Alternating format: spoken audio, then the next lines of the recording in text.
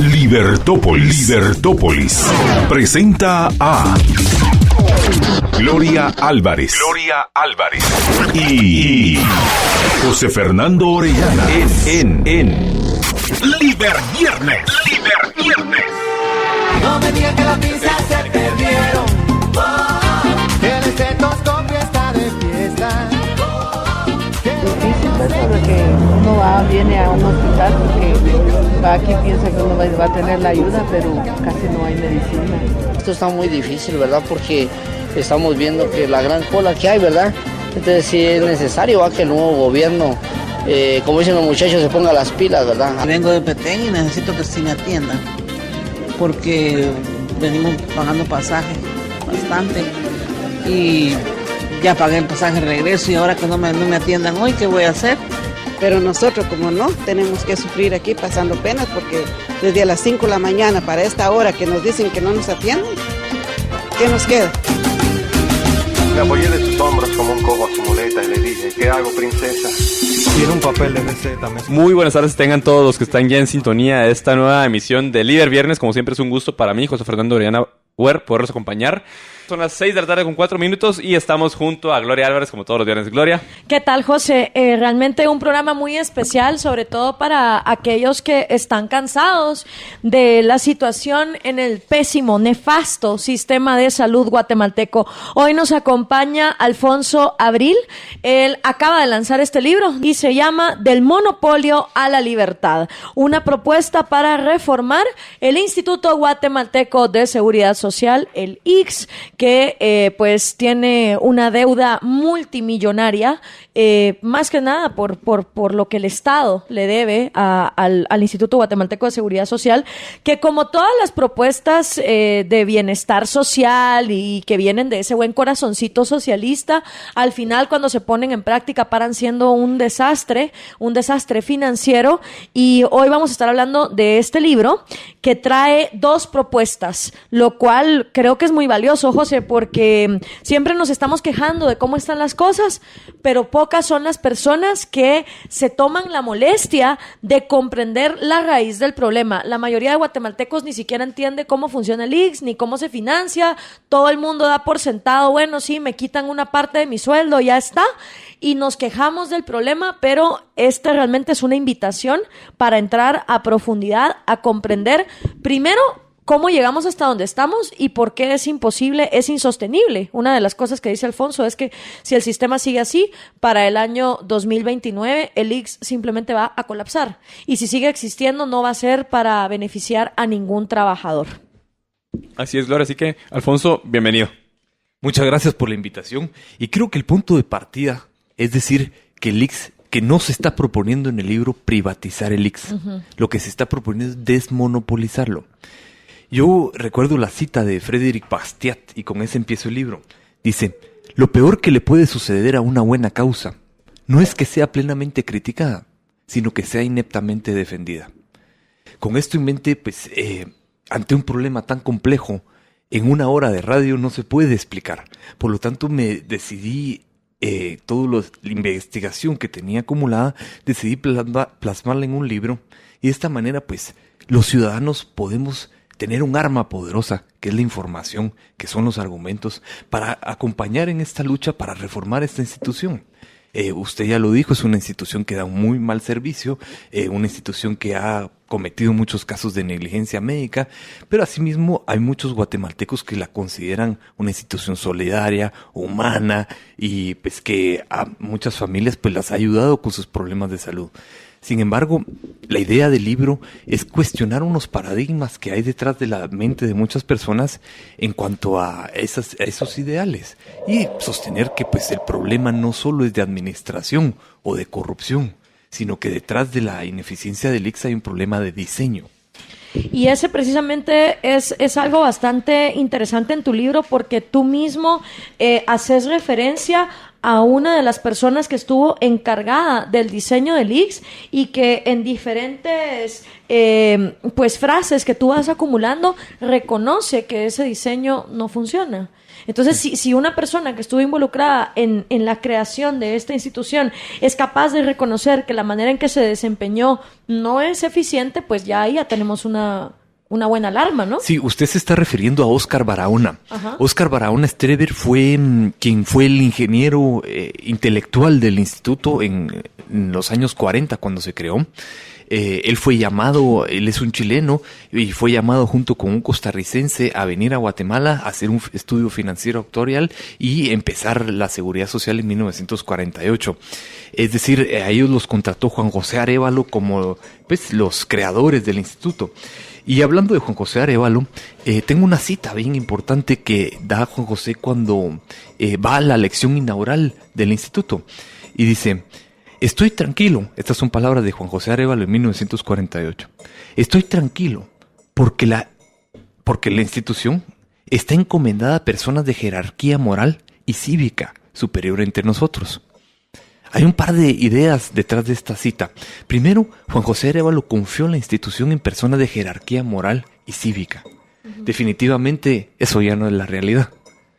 Pero también hay otro problema, que es que se está confiando en personas y no en reglas de juego, no en instituciones o no en un mejor diseño institucional.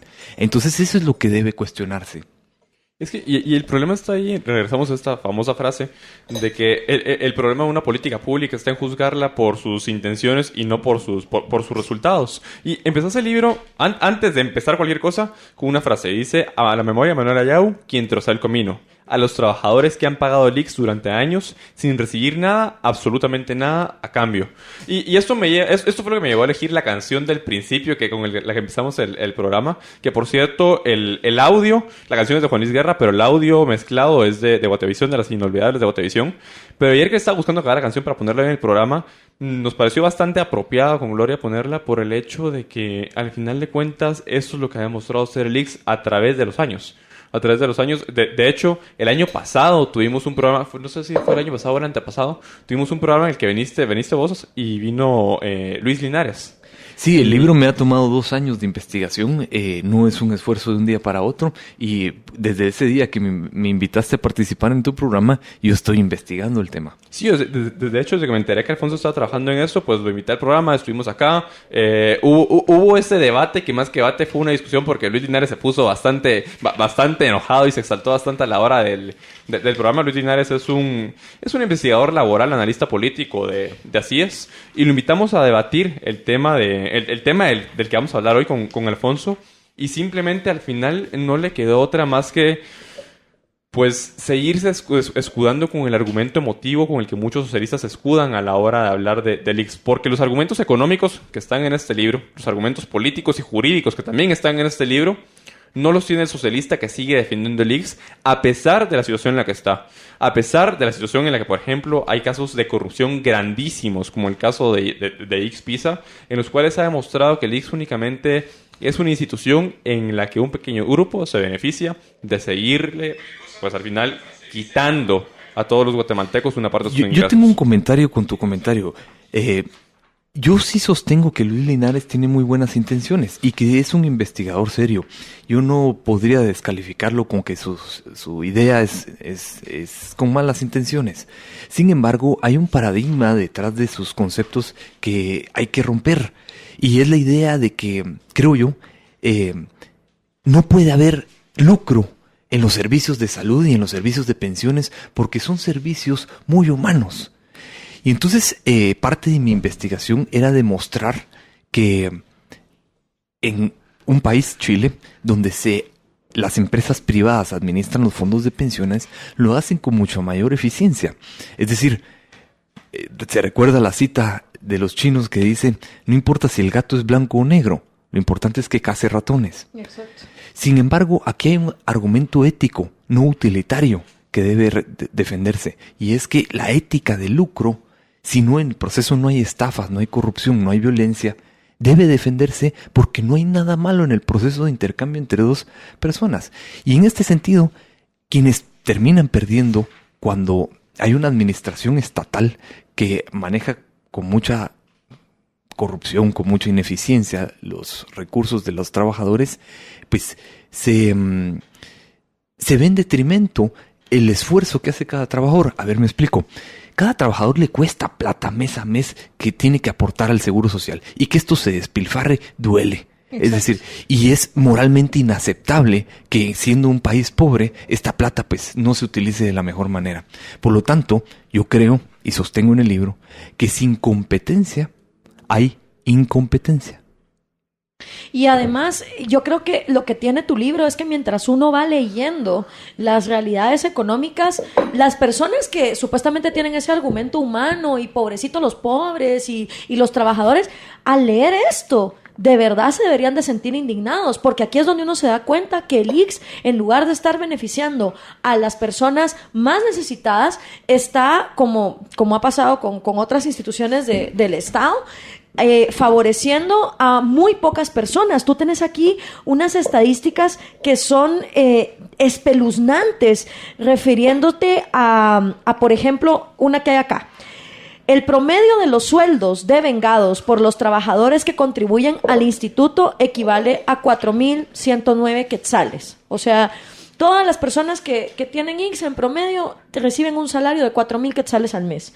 Eso significa que en promedio cada trabajador aporta 226 al programa de invalidez, vejez y sobrevivencia, IVS, 410 al programa de enfermedad, maternidad y accidentes, sumando un total de 636 quetzales mensuales. O sea, imagínense, pónganse ahorita de ejemplo que ustedes ganan 4.000 quetzales al mes, 636, olvídense de ellos porque el ICS se los quedó. Ahora, eso al año equivale a 7.642 quetzales mensuales, lo cual para los guatemaltecos con nivel de salarios bajos y el alto costo de vida es una carga bastante mayor.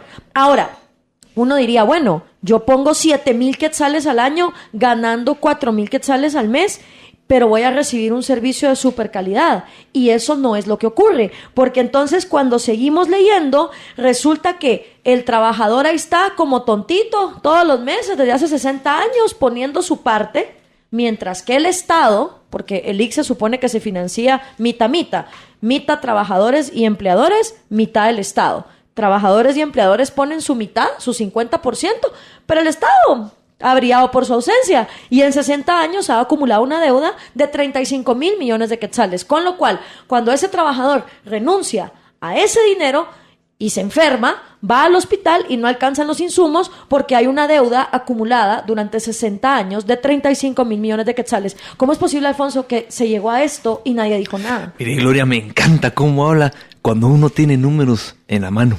Es decir, cuando uno tiene argumentos porque tiene pruebas, es decir, cuando uno ve los números, ve las cifras que hay en el libro, uno se siente más seguro.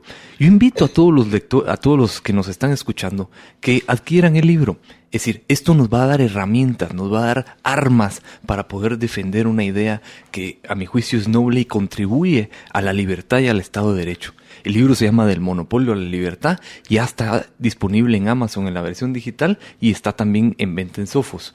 Entonces yo os invito a que contribuyamos cada uno desde lo que pueda, pero lo más importante es que cada quien se arme de argumentos, se arme de estadísticas. Y creo que ese es el aporte más importante del libro, darle a las personas datos. Al inicio... Pero no solo quería decir que viendo estos datos y para la audiencia que nos está viendo, hoy vamos a sortear ejemplares de El Monopolio a la Libertad. Ya les vamos a decir cómo se pueden llevar el suyo, porque tenés toda la razón, Alfonso. Este país necesita propuestas y soluciones, y todos aquellos que se supone que están tan indignados con la situación actual, el primer paso es informarse.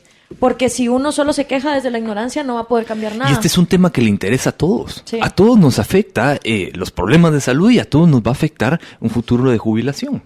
quienes en el tercer segmento nos llamen y hagan sus preguntas, den sus comentarios con respecto a lo que estemos hablando en el tercer segmento, o sea, a las 7 en punto, a partir de las 7 en punto nos empiecen a llamar, van a poder ganarse uno de esos 2 libros. Así que cuando nos llamen, nos dejan su nombre y a los 2 ganadores de todas las personas que nos llamen, les vamos a entregar uno de los ejemplares que tenemos acá adelante. Pero Alfonso, tú al principio del libro empezaste haciendo un diagnóstico general de la situación en la que se encuentra el ICS. Primero hablas acerca de que es la segunda entidad del Estado, que si bien es un hecho que es autónoma, pero es la segunda entidad del Estado que administra la mayor cantidad de recursos. Antes únicamente está el Ministerio de Educación. Y junto con este tema, metes un análisis tanto el programa EMA como el IBS. Y el primero que metes es el tema, el IBS, que es el de invalidez, vejez y sobrevivencia. Y este programa tú pones que ahorita está en números positivos, pero va a llegar a un punto en el 2024, o sea, que va a alcanzar como el punto más alto y va a empezar a bajar. Y después uno va leyendo en el libro y se va dando cuenta que esto funciona como una especie de esquema de Ponzi, en el que al final de cuentas, entre más vaya pasando el tiempo, esta burbuja más y más y más se va a ir inflando hasta que llegue un punto en el que esto va a estallar y pues ya vamos a pasar a los números negativos. En términos simples, ¿qué le puedes decir al respecto de este análisis que tú haces a la audiencia? Tocaste un montón de gráficas que dicen mucho. Empecemos por la primera. El presupuesto del ICS en el año 2016 fue de 12,000 millones de quetzales. Eso equivale a 7 veces el presupuesto del organismo judicial. Eso equivale al doble del presupuesto del Ejército y la Policía juntos. Eso equivale al doble del presupuesto del Ministerio de Salud. Es decir, el Ministerio, el Seguro Social, el ICS en Guatemala, ocupa un presupuesto que, a mi juicio, es bastante importante. Y por lo tanto, todos estos recursos deben administrarse bien. Bueno, luego, yo sostengo en el libro que quisiera explicarle a los oyentes qué es programa IBS y programa EMA. El programa IBS es programa Invalidez, Vejez y Sobrevivencia, y en términos simples es el programa de pensiones. El programa EMA es enfermedades, maternidad y accidentes, y en términos simples es el seguro médico que ofrece el ICS. Yo propongo en el libro reformas a ambos, con la idea de que ambos cambien su diseño institucional. Primero, por el sistema de pensiones, lo que hay en Guatemala es un sistema de reparto. Eso significa que lo que los trabajadores aportan sirve para pagar las pensiones de los jubilados. Yo sostengo que este sistema tiene un problema a largo plazo, serio, y ni tan largo plazo, es decir, pasa a desequilibrio financiero en el año 2024 y pasa a quiebra total, es decir, agota sus reservas en el año 2029. Esto ocurre no solo por la mala administración y por la corrupción, sino ocurre principalmente porque hay un cambio demográfico en los guatemaltecos. En 1948, cuando se creó el ICS, la esperanza de vida era de 39 años. Hoy, la esperanza de vida es de 72 años. ¿Eso qué significa en términos sencillos? Que hay más jubilados cobrando pensión por mayor cantidad de años. Eso significa que los trabajadores activos tienen que sostener a mayor número de personas. Entonces es ahí donde el sistema Ponzi que vos mencionás, que a mi juicio es una estafa, es insostenible a largo plazo. Y ahí es donde, si no hacemos algo hoy, y esa es la llamada de atención principal del libro, si no se reforma hoy el diseño institucional, vamos a tener problemas en el año 2029 y a mucha gente se va a quedar en la calle. Ahora, a muchas personas que no conocen el tema a detalle, sino que pues viven todavía de la buena intención del ICS, no saben, por ejemplo, algo que tú dices en la página 37, el número de afiliados. Al fin y al cabo, con este déficit de 35,000 millones de quetzales, el ICS en su número de afiliados cuenta con 1,099,656 personas, de las cuales casi el 70% son hombres y el 69% son hombres y el 31% son mujeres. Aló, feministas, ¿verdad? O sea, encima el ICS atiende 2 veces a más hombres que a mujeres y en un país donde hay tanta tasa de natalidad, ¿no? Y que la mujer obviamente se ha comprobado muchísimo que es el pilar de la salud de su hogar, pues resulta que el ICS atiende 2 veces más a hombres que a mujeres. Pero además, las pensiones que otorga el ICS son para 174,789 personas en riesgos de invalidez, vejez, sobrevivencia, siendo un monto medio estimado que estas pensiones son de 1.343 quetzales, o sea, pero ni por cerca de la mitad del salario mínimo de este país. Entonces, cuando la gente le tiene pánico a reformar el IGS porque siente que la mayor cantidad de personas se van a quedar desamparadas, realmente no es verdad. Ya el IGS solo está beneficiando a un pequeño porcentaje de la población, a una minoría de 1 millón de personas, y además las benefician muy poco, con pensiones de 1.343 quetzales al mes. Eso realmente para los gastos de Guatemala no alcanza. Entonces, ¿cómo crees tú, Alfonso, que se puede hacer ese cambio de paradigma donde la gente comprenda que hoy por hoy el IGS no está beneficiando a una gran, inmensa mayoría? Dando números, Gloria, hay 82,000 pensionados por el rubro de vejez. Es decir, hay 82,000 personas que tienen mayor de 60 años y que cobran una pensión por vejez. El monto que cobran ellos en promedio es de 1.300 quetzales. Sin embargo, en toda Guatemala hay más de 800,000 personas mayores de 60 años. Eso significa que el IGS solo da pensiones a un 10% de la población. Uh-huh. Esto anula el argumento solidario que sostiene la ideología detrás del IGS, porque al final la idea solidaria es muy noble en teoría, en el sentido de que quienes están con recursos, quienes tienen un trabajo y que aportan productivamente a una sociedad, deben sostener a quienes ya no tienen la capacidad de aportar, que son los adultos mayores, que ya sus fuerzas ya se agotaron.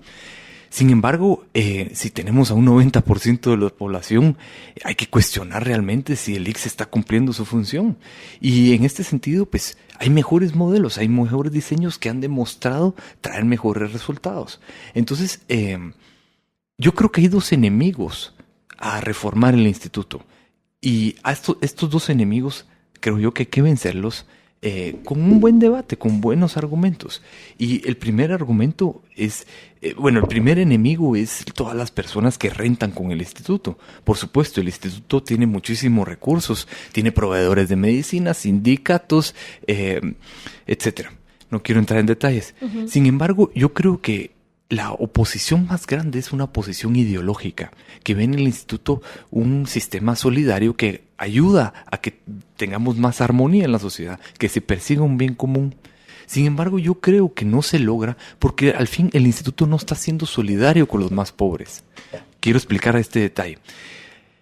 Yo tuve la oportunidad de hablar con los directivos de la Cámara del Agro y ellos mencionaron que hay una empresa en la costa sur que paga más de 50 millones de quetzales al año en IGS, en Seguro Social. Y no hay un médico del IGS a la redonda de 4 horas. Wow. Es decir, todos los trabajadores que son más necesitados de áreas rurales, que trabajan en el campo y que de alguna manera reciben más desgaste físico, no cuentan con esa solidaridad. Entonces al final ellos están manteniendo a quienes tienen más recursos. Es decir, la clase baja está manteniendo a la clase media. Y esto no es solidario.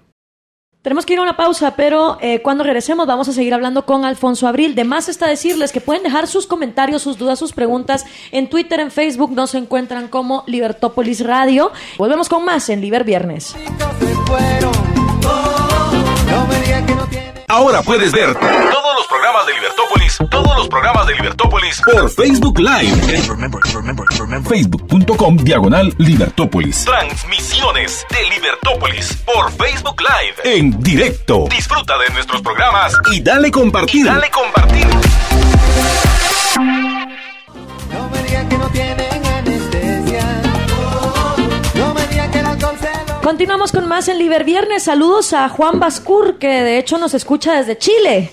Estoy atento aquí al programa. Muchas gracias, Juan. De hecho, sí, una de las cosas que inspiró a Alfonso entre los diferentes modelos mejores que hay de salud en el mundo fue el chileno. Así que si nos pudieras contar tu experiencia al respecto, estaría bastante bueno. Voice note. Sí, que nos mande un voice note y que nos cuente desde Chile qué piensa. Nos pueden mandar voice notes y WhatsApps al 45 85 42 80. 45 85 955-4280. Si están fuera de Guatemala, antepongan el 502. A través del WhatsApp nos pueden mandar voice notes, nos pueden mandar textos también. Y por supuesto en Facebook, en Twitter, estamos como Libertópolis, en mi página Gloria Álvarez, en la de José Fernando Orellana. Hoy estamos hablando con Alfonso Abril, él es autor de esta obra, del Monopolio de la Libertad, que dicho sea de paso, todos los modelos de salud que en América Latina están atravesando por problemas, pueden aprender mucho de esta obra, porque al final las reglas claras y funcionan, independientemente del contexto geográfico donde se utilicen, ¿no?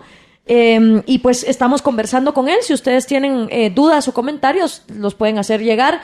2308-6888 y 2308-6889 también son teléfonos en cabina.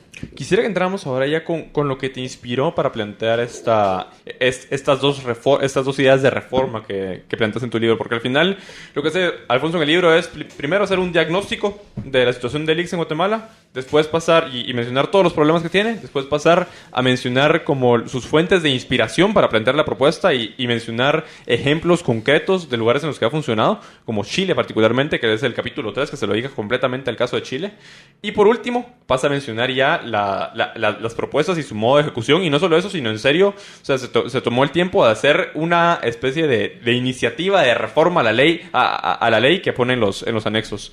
Y entremos al tema de Chile. En Chile, pues el que llevó a cabo esta reforma, como el papá de esta reforma, fue José Piñera, que era ministro de Trabajo de Chile en aquel entonces, en 1981.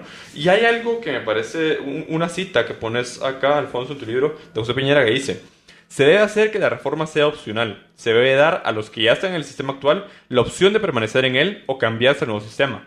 Aquellos que decidan cambiar deben recibir un bono de reconocimiento por sus contribuciones al régimen anterior. De esta manera, el nuevo sistema no es obligatorio. El sistema chileno, ¿cuál es la forma en la que funciona? ¿Cuáles son las mayores críticas que este sistema ha recibido? ¿Y qué tan válidas son esas críticas, Alfonso? Primero me preguntaste cuál fue mi inspiración y después pasemos a la idea chilena. Tengo una cita de Charles Darwin que quiero compartir. Dice Charles Darwin: si la miseria de los pobres no es causada por las leyes de la naturaleza, sino por nuestras instituciones, grande es nuestro pecado. Uh-huh. Yo no dudo que en Guatemala hay gente talentosa. Y es evidente que tenemos muchísimos recursos naturales, una posición geográfica estratégica, tenemos buen clima. Sin embargo, seguimos siendo un país pobre. Y por lo tanto, si esta pobreza no es causada por las leyes de la naturaleza, sino por nuestras instituciones, como dice Charles Darwin, grande es nuestro pecado. Tenemos que intentar transformar estas instituciones para que realmente nos lleven por un mejor rumbo. Las instituciones son muy importantes. Por lo tanto, en mi diagnóstico de la situación política en Guatemala, consideré que la del Seguro Social es bastante importante, es decir, yo la pongo en un lugar prioritario, porque el sistema político es difícil de reformarse. Sin embargo, el Seguro Social, que afecta a tantas familias, puede conseguir mucho apoyo popular porque la gente está indignada con los servicios que reciben el Seguro Social. Entonces yo creo que es una reforma políticamente viable, ya que los años de corrupción, los años de desfalco, los años de mal servicio pueden capitalizar que esta reforma se ocurra. Entonces, por ahí viene la inspiración, José Fernando, en el sentido de que si tuviéramos mejores instituciones, definitivamente podríamos reducir la pobreza y generar más armonía en la sociedad. Es decir, buscar un mejor bien común como sociedad política. Entonces, obviamente el caso chileno tiene problemas y también es un modelo interesante que debe estudiarse. Yo tuve la oportunidad de conocerlo a fondo visitando Chile, estuve en varias AFPs, estuve con José Piñera mismo y aprendí muchísimo. Sin embargo, es evidente que el modelo en Chile está siendo cuestionado y está cuestionado de una forma política, a mi juicio. Encontré que con números y datos que, por ejemplo, el sistema de pensiones principalmente en Chile tiene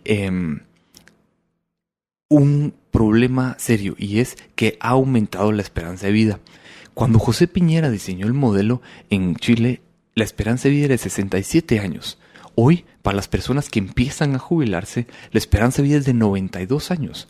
Entonces, efectivamente, las pensiones que se están pagando son menores. También hay otro problema que está afectando las pensiones, que es que en los años 80 hubo muy buenas tasas de retorno en las inversiones, porque la economía mundial y el mercado internacional financiero estaba dando altísimos retornos. Y tercero, pues la informalidad, los grados de informalidad están cambiando.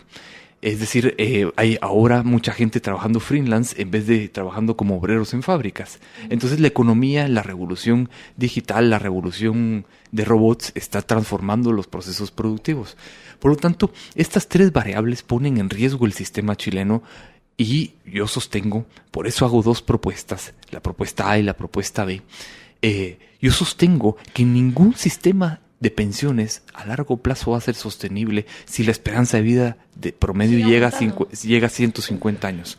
Es decir, no veo ninguna indicación de que los avances médicos, los avances nutricionales se van a detener y por lo tanto la esperanza y calidad de vida de cualquier persona va a seguir aumentando. Asimismo, los costos de pensiones y los costos médicos también van a seguir aumentando.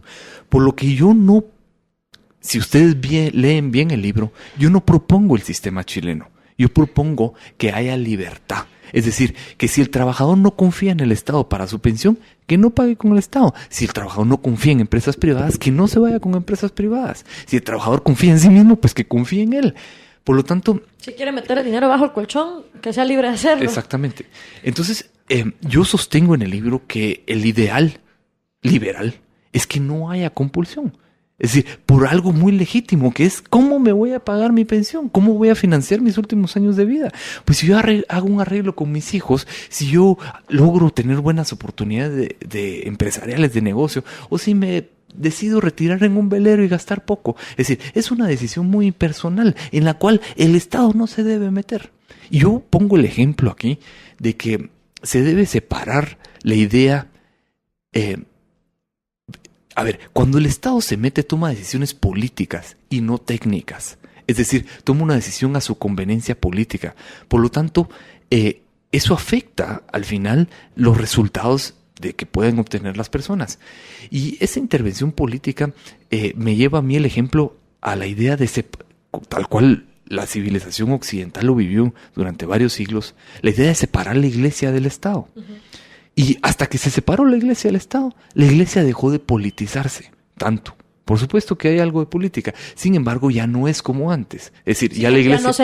Ya no se emprenden campañas de conquista con la iglesia a la par, pues. Es decir, que la iglesia tenga un ejército a su servicio. Exacto. Entonces, de la misma manera yo propongo, así como se separó la iglesia del Estado, separar las decisiones de jubilación de cada persona del Estado. Entonces, yo simpatizo, y quiero aclararlo, porque la crítica al sistema chileno viene por ese aumento de la esperanza de vida. Probablemente es algo que no contempló José Piñera. Y el diseño institucional que él armó no contemplaba escalar un poco más los aportes a sus pensiones, no contempló que iba a haber una depresión económica en el 2009, etcétera, etcétera. Entonces, yo sostengo que el ideal liberal, por principio, debe ser el de libertad. Es decir, yo sí propongo en este sentido no la supresión del IX, sino la supresión de su obligatoriedad. Quien está contento con el IX, que siga con el IX. Claro. Que sea voluntario. Y quien no. El que tiene coches que los amarre, el que no. Hay algo que tú mencionaste en el tema de la reforma chilena y si bien es cierto, ahorita estabas hablando de que no propones una reforma chilena, sí hay ciertas ventajas de las que tuvo la reforma chilena en comparación a la situación actual en Guatemala. Dentro de ellas mencionaste el tema de comparas la capitalización individual en el caso de Chile y en el caso de Guatemala. Y tenés unas estadísticas que, lo que me gusta del libro es eso. O sea, basta con ver la gráfica para ya empezarse a dar una idea de la situación.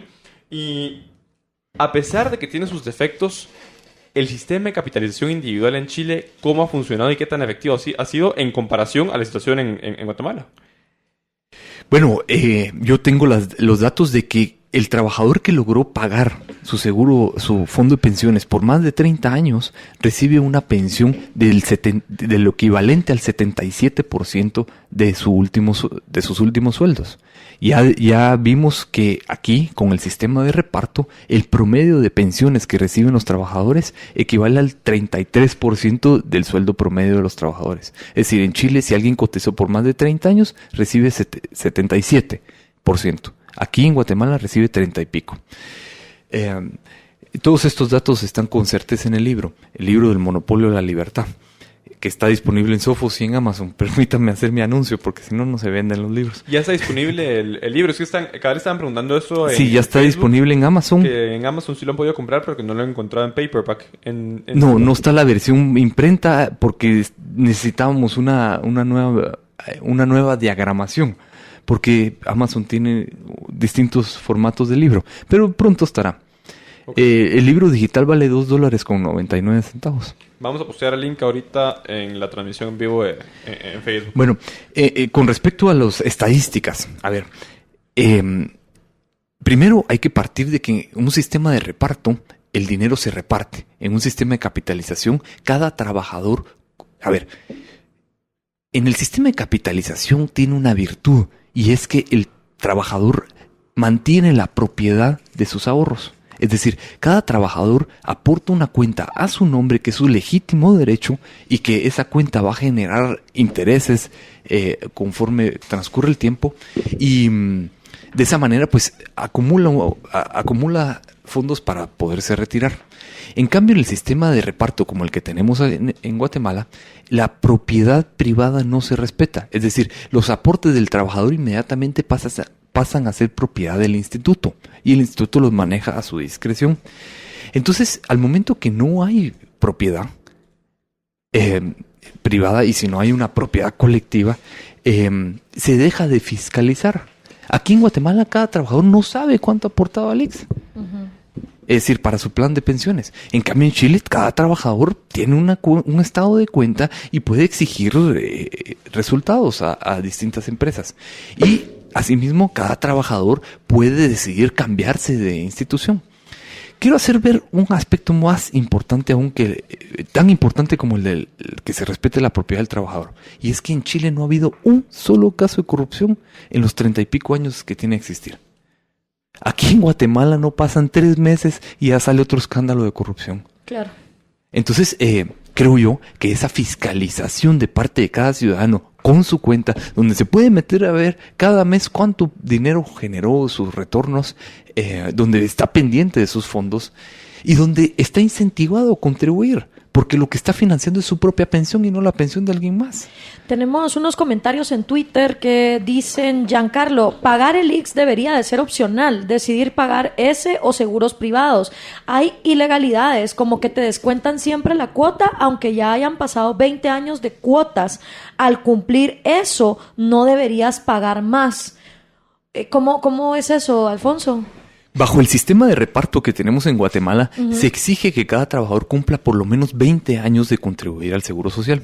Si un trabajador contribuyó 19 años y 11 meses, no recibe su pensión, no recibe ni un centavo. ¿Y bajo qué lógica son 20? ¿Por qué no son 22 o 15 o...? Ellos argumentan, pues los técnicos financieros actuariales argumentan que hay un estudio financiero actuarial que es el que se sostiene en el ICS. Entonces, bajo la realidad de Guatemala, donde hay tanta informalidad, muchas personas solo consiguen trabajos temporales, consiguen trabajos en distintas industrias, y muchas personas de las más pobres contribuyen 5 años al Seguro Social hasta que cumplen 60 años. Otros contribuyen 8, otros contribuyen 10. Y esos no reciben nada. Ellos no reciben nada. Entonces, no es solidario el sistema. Dice también Javier Ruiz, y esto siendo una obligación donde el mismo Estado es el mayor deudor de la cuota patronal. Si el ICS está en quiebra, no es porque los empresarios o los trabajadores hayan dejado de pagar, sino ha sido el Estado. O sea, es digamos, la cuota que, sí, lo que decíamos de los 35,000 millones de quetzales. Pero yo le pregunto, a mí una vez me plantearon el argumento: Alfonso, si el Estado hubiese pagado esos 35 mil millones de quetzales, Ajá. el ICS no estaría como está. Ajá. Y yo lo que pensé inmediatamente es, si el Estado hubiera pagado esos 35 mil millones de quetzales, más dinero se hubieran robado. Exacto.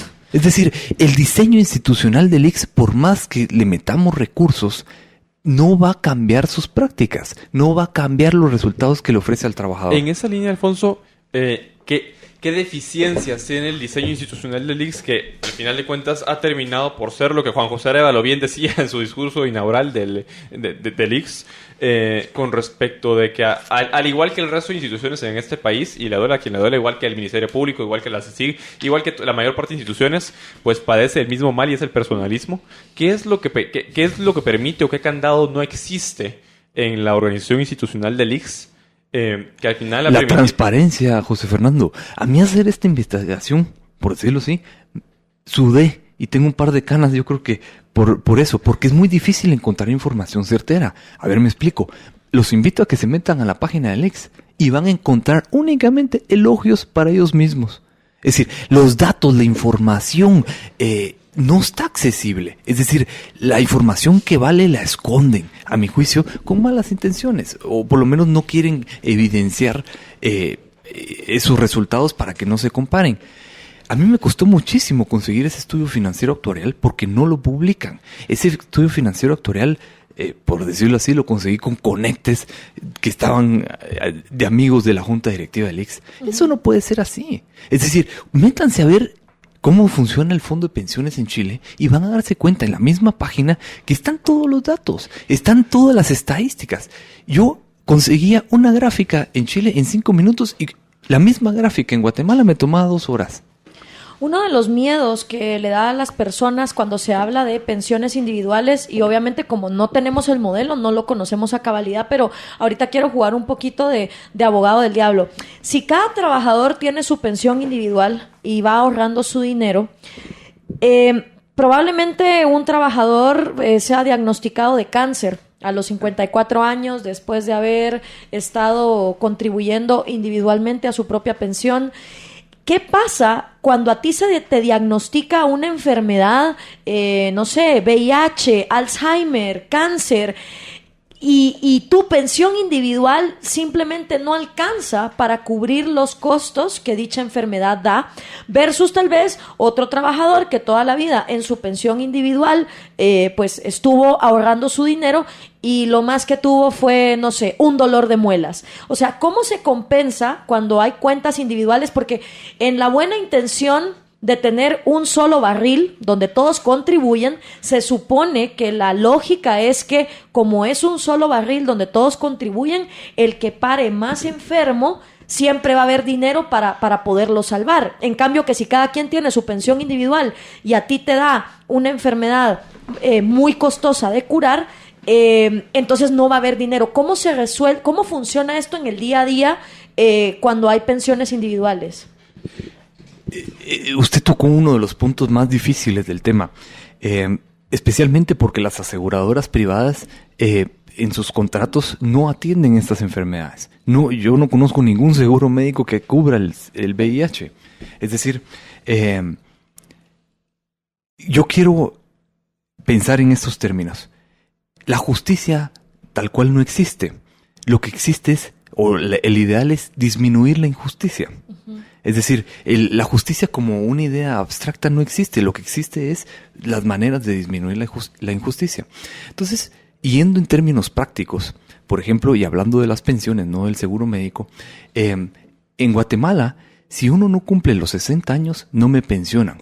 Es decir, si yo tengo, por ejemplo, 40 años, tengo SIDA y me voy a morir y yo estoy contribuyendo a mi pensión. Es decir, no tiene sentido seguir contribuyendo a una pensión porque no voy a llegar a los 60 años. Vas a morir. Entonces, aquí en esta propuesta, yo sí propongo que el trabajador pueda, si tiene una enfermedad terminal, si se va a ir del país o si está quebrado en una crisis financiera seria, pueda retirar los fondos de su pensión y utilizarlos en el presente. Sean la cantidad que sea. Sea la cantidad que sea. Okay. El objetivo es ahorrar para una pensión, pero si no voy a llegar a vivir a esa pensión, por lo menos permítanme disfrutar los recursos que he ahorrado. Es decir, con el sistema actual no se tiene esa opción. La propuesta sí lo incluye. Que en esa línea tenemos varios comentarios que nos han mandado por WhatsApp. 0319 nos dice: excelente el tema del IX. Yo he pagado por 15 años el IX y nunca llegaría al IX. Atentamente, Marvin Córdoba. Luego también nos ponen, cabal, lo que mencionabas ahorita, para poder jubilarse, nos lo manda 7076. Para poder jubilarse hay que haber cotizado 20 años y tener 65 años. Si cotizó 19 años, no hay opción a jubilarse. Esos son los comentarios que nos han llegado por WhatsApp de nosotros. Dice: Gloria, saludos desde Guadalajara, México. Tengo poco escuchando tu programa y no sé si hablaron de ese tema, pero si no es así, sería muy interesante que hablaran acerca de libertad tecnológica. Lo vamos a considerar para un siguiente programa. Mi papá, Julio Orellana, nos manda un comentario y dice: es un seguro carísimo que ha aumentado cada vez que aumenta el salario mínimo, porque es un porcentaje y no una cuota fija, y no importa si estás al día, siempre está la discrecionalidad del funcionario de cada pueblo. Por ejemplo, si ya se pagó la cuota de enero, la cual se debe pagar hasta el 20 de febrero, si ya se pagó la cuota de enero, la cual se puede pagar hasta el 20 de febrero, la gente del IX del tumbador, si algún afiliado va el 1 de febrero, no los atienden a pesar de que el propio sistema que implementaron deja imprimirle su certificado. En resumen, el encargado del tumbador de cada pueblo ha decidido que para que estén al día las fincas tendrían que pagar siempre el 1 de cada mes. Y al final es lo mismo que decías, Alfonso, esa arbitrariedad a la que está sujeta esa arbitrariedad y falta de transparencia en el diseño institucional del IX, que es lo que lo ha llevado a ser lo que es, incluso llevándolo al punto de que se dan casos en los que ya no es únicamente dinero el que se está jugando, sino se está jugando con las vidas de las personas, como los desgraciados del caso X-Pisa, que terminaron jugando con la vida de muchas personas. Por ejemplo, tengo el papá de una amiga al que unos médicos que trabajaban en el IX recibían un soborno de una farmacéutica, una especie de comisión de una farmacéutica a cambio de cada quimioterapia que recetaban. Entonces empezaban a diagnosticarle cáncer a un montón de personas que no tenían cáncer únicamente para meterles el medicamento. Y eso fue, por ejemplo, lo que lo terminó matando a él. Yo quisiera pasemos a hablar un poquito de la salud. Hemos hablado mucho de las pensiones. Si querés, hablemos de eso, pero tenemos que ir a un corte comercial porque me están persiguiendo. Claro. Vamos al corte comercial y al regresar hablamos acerca de eso. Vamos y volvemos.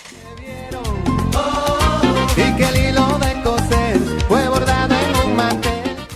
Ahora puedes ver todos los programas de Libertópolis por Facebook Live.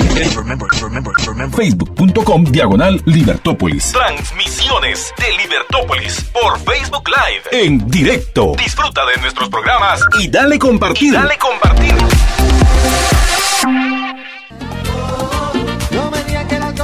Estamos de vuelta en Liber Viernes. Hoy estamos conversando con Alfonso Abril. Lectura obligatoria para todos los que realmente están comprometidos con buscar propuestas y alternativas a las crisis que tiene Guatemala, sobre todo en el tema de salud. El libro se llama Del monopolio a la libertad, una propuesta para reformar el Instituto Guatemalteco de Seguridad Social, IGS.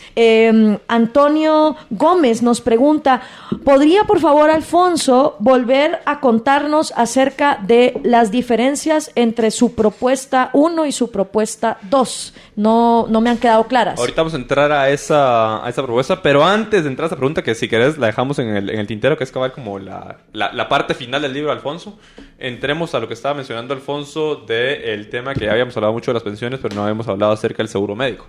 Yo tengo estadísticas en la página 50, por ejemplo, donde demuestro que la cantidad de afiliados al IX en un plazo de 4 años aumentó tan solo en 90,000 trabajadores.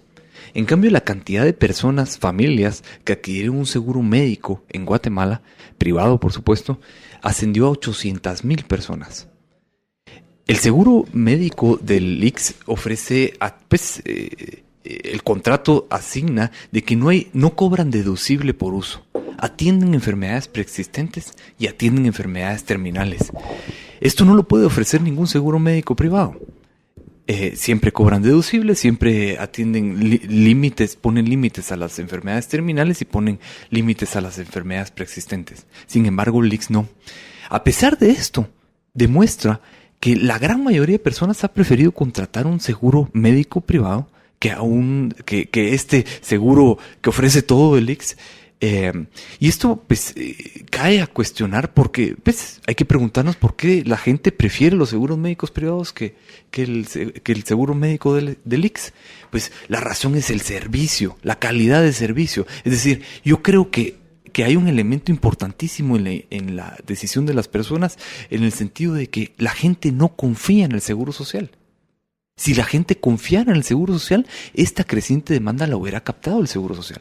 Y la gente no confía porque se han robado el dinero, hay largas colas, hay mal servicio, etc.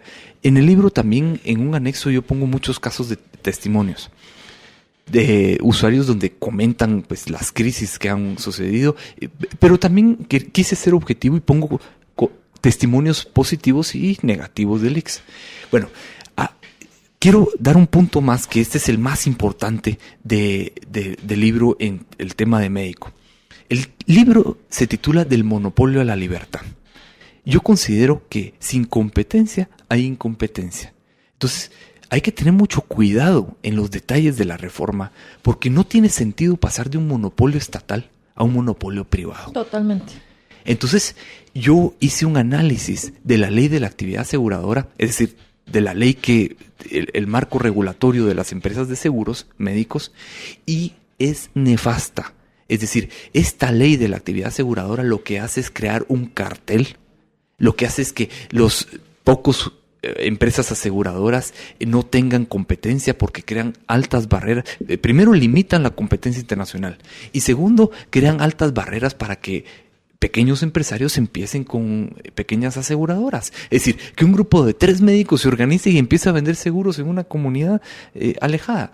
Entonces, eso es ahorita prohibido. Eso es prohibido. Porque mucha gente lo que dice es, bueno, y si el ICS es tan malo, ¿por qué entonces no han surgido alternativas privadas para las personas de menos recursos? Es por lo que tú estás diciendo, es prohibido. Porque es penal. Gloria, si yo a usted le vendo un seguro y no estoy registrado en la superintendencia de bancos, me voy preso. Uh-huh. Es decir, yo sí creo que aquí hay mala hazaña de parte de los empresarios. Quisieron cuidar su cartel, quisieron cuidar su mercado y realmente esto ha afectado a las personas. Por lo tanto, yo sostengo que no se puede construir el bien común beneficiando a unos pocos y perjudicando a las grandes mayorías. Es decir, en este caso, si se quiere reformar el ICS, es indispensable reformar la ley de la actividad aseguradora, porque si no, pasamos de un monopolio estatal a un monopolio privado, y eso no es justo, eso no es correcto, es moralmente inaceptable. Tenemos una llamada. Valdemar Choc está en la línea. Valdemar, bienvenido a Liber Viernes. Sí, buenas noches. Buenas noches. Adelante. Sí, estoy viendo el programa y pues la verdad que sí, o sea, yo trabajo, he ganado salario mínimo, ¿verdad?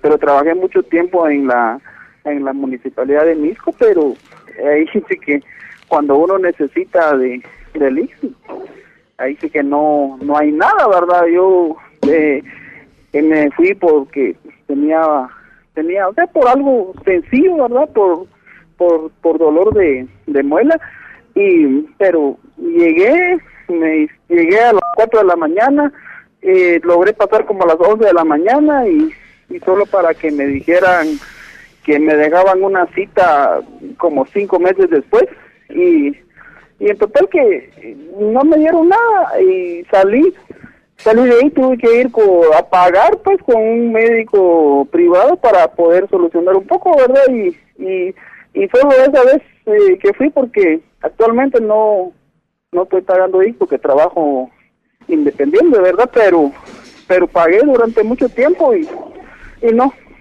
Solo la primera vez que fui salí decepcionado y ya nunca volví. ¿Y todo eso que pagaste se perdió? Sí, se fue al pozo común de saber a dónde, al hoyo negro del ICS. Muchas gracias, Gloria, fue un gusto hablar con usted. Gracias, igualmente, gracias a ti por estar en sintonía. Tenemos otra llamada, nos llama Carlos G. Álvarez. Carlos, bienvenido.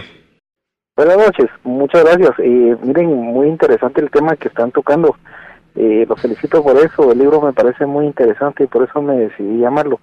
No solo por el hecho de la conveniencia personal que los trabajadores podemos tener, sino porque es un contexto nacional y esa conciencia social debe ser generalizada, ¿verdad? No pensar solo en uno mismo ni en el beneficio propio, sino que este es un pueblo chiquito y si todos estamos bien, pues vamos a obtener un beneficio global.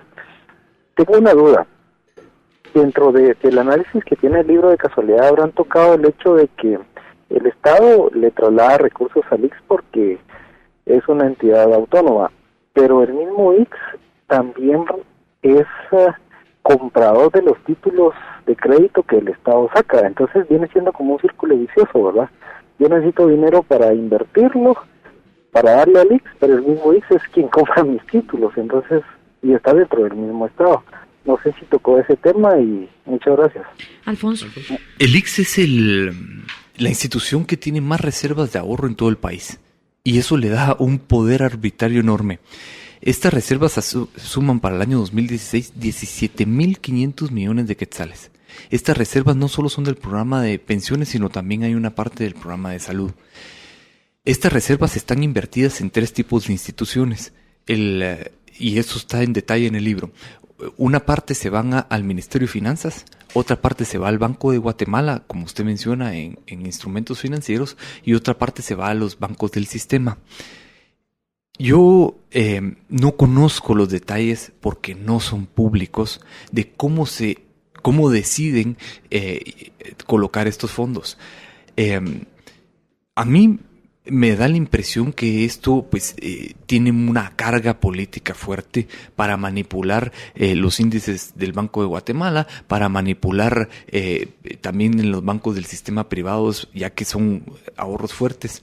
Entonces, realmente esta arbitrariedad no solo genera corrupción, sino también malos retornos. Es decir, el Banco de Guatemala adquiere estos ahorros como instrumentos financieros para financiar deuda, cuando estos ahorros podrían ser utilizados para financiar inversión, generar empleo y generar un círculo virtuoso de ahorro, inversión, empleo y que la economía prospere. Es decir, yo no creo que esto sea algo que está ayudando, como usted bien dijo, a que Guatemala prospere, a que Guatemala haya armonía, a que Guatemala los trabajadores estén mejor. Entonces, esto tiene que cambiar, y la única forma es cambiando el diseño, donde cada trabajador sea el dueño de su dinero y decida dónde lo invierten. Es decir, en Chile, por ejemplo, se han creado distintos portafolios dependiendo del riesgo, donde cada trabajador decide su aversión al riesgo. Hay 5 planes, y el plan más bajo se invierte en instrumentos financieros de bajo riesgo, y el plan más alto de alto riesgo, y de esa misma manera va el retorno. El punto es este: en Chile no sucede esto porque hay reglas claras de juego. En cambio, aquí en Guatemala, más bien pareciera que la ley está sometida a la política, y la política hace lo que le conviene a corto plazo sin importarle el futuro de los trabajadores. Esto tiene que cambiar, por supuesto. Estamos en Liber Viernes, volvemos con más. No me digan que no tienen anestesia. Ahora puedes ver todos los programas de Libertópolis por Facebook Live. Facebook.com/Libertópolis. Transmisiones de Libertópolis por Facebook Live en directo. Disfruta de nuestros programas y dale compartir. Fue bordado en un mantel. No me digan que Continuamos con más. Hoy estamos hablando con Alfonso Abril del Monopolio a la Libertad. Es su más reciente obra. La pueden adquirir en todas las librerías de Guatemala y también a través de los formatos digitales.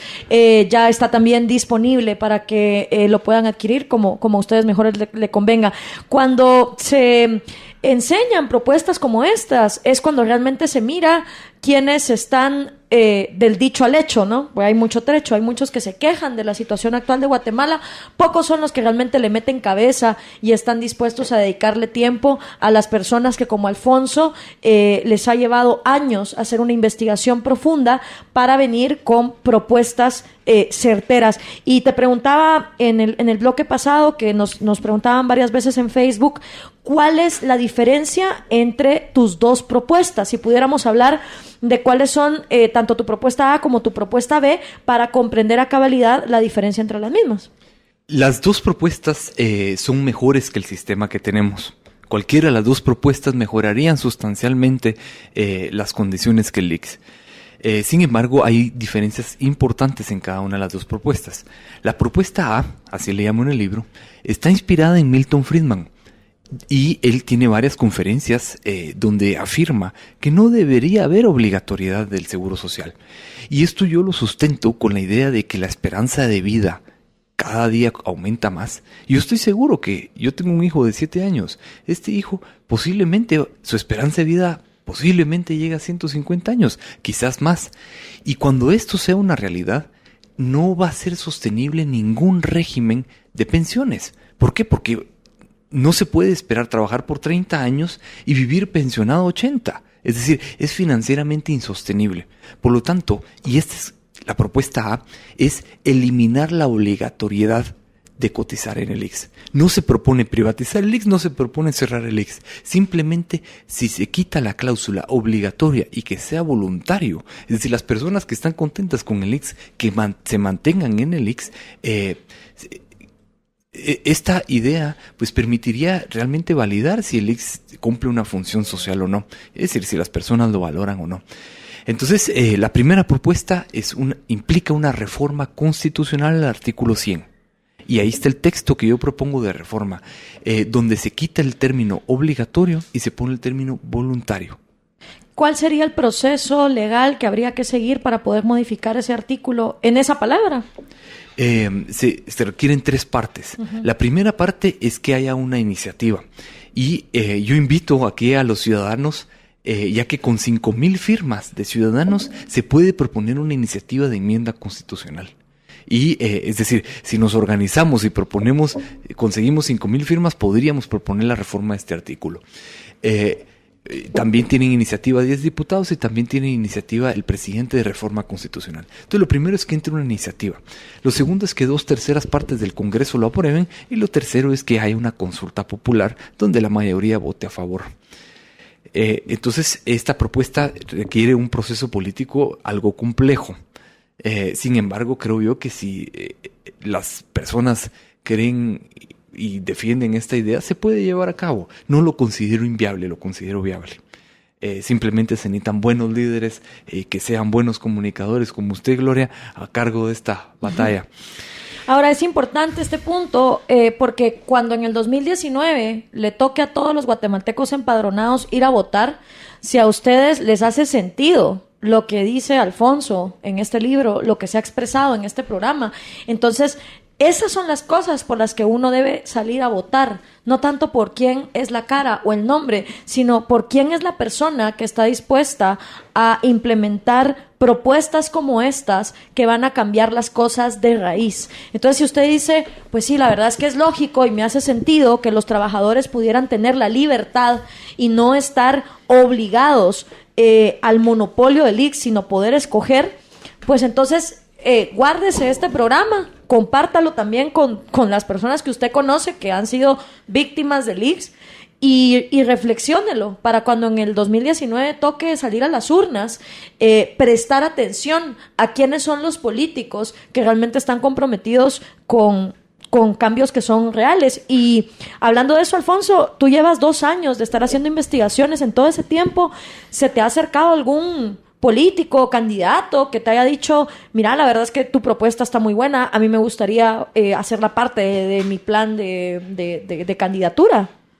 De manera seria y formal no, uh-huh. Pero yo creo que sí va a haber interés político de manera seria y formal no, porque yo creo que es reciente la publicación del libro. Antes del libro yo tenía pues muy pocas cosas escritas públicas. El libro pues es ya la culminación del trabajo de investigación y por lo tanto esta idea está empezando a dar vueltas. Espero yo que pues haya interés político de parte de los políticos. No ha habido ningún acercamiento formal y serio, sin embargo, yo hice el esfuerzo, reservé copias para enviarlas a los 158 diputados de Guatemala y me encargué de que los 158 diputados del Congreso tengan su copia. Uh-huh. Asimismo, mandé copias a la Junta Directiva del IX y mandé copias a la gerencia del IX. Y no solo les mandé las copias, sino los invité a la presentación del libro. ¿Llegó alguien? Del IX nadie. En cambio, de diputados sí participaron 2. Y eso me dio mucha alegría porque estaban entusiastas. Incluso me tomé la valentía de mandarle una copia al arzobispo de Guatemala, con tal de que si realmente les interesan las causas de sociales, pues yo creo que aquí hay una importante que sería bueno que se informen para que tengan buenos argumentos y de esa manera pues ayudan como buenos pastores a darle un seguimiento a su gente, a sus feligreses. Entonces, para contestar la pregunta, no ha habido ningún acercamiento serio y formal. Sin embargo, yo sí estoy pues abierto a esto y estoy con la idea pues de colaborar. Bueno, yo quisiera no dejar sin terminar de explicar en qué consiste la diferencia entre las dos propuestas. Uh-huh. La primera propuesta, como mencioné, es una reforma constitucional que quita la obligatoriedad de tener seguro social. La segunda propuesta se mantiene la obligatoriedad de tener seguro social, sin embargo se abre a competencia. Es decir, los que quieran seguir con el IX están con el IX y los que quieran seguro médico privado y un fondo de pensiones privado, pues se pueden cambiar. Entonces se mantiene la obligatoriedad de tener un seguro social, pero está la opción de escoger entre servicio privado y público. Esta propuesta no me simpatiza tanto como la propuesta 1. Sin embargo, considero que es mejor que el sistema que tenemos. Y quiero dar ejemplos concretos de esto. Michelle Bachelet, la presidenta de Chile, la expresidenta de Chile, mandó ante tanta crítica al sistema de pensiones chileno, mandó a hacer una comisión. Y este trabajo es muy importante para la historia del Fondo de Pensiones chileno, porque se reunieron 24 expertos en el tema de seguridad social y evaluaron objetivamente todos los beneficios y todas las fortalezas y las debilidades del sistema de pensiones y decidieron entablar una votación. Este estudio de esta comisión se llama la Comisión Bravo. Sugiero que lo conozcan y yo utilizo muchos fundamentos y argumentos para criticar y defender la idea chilena.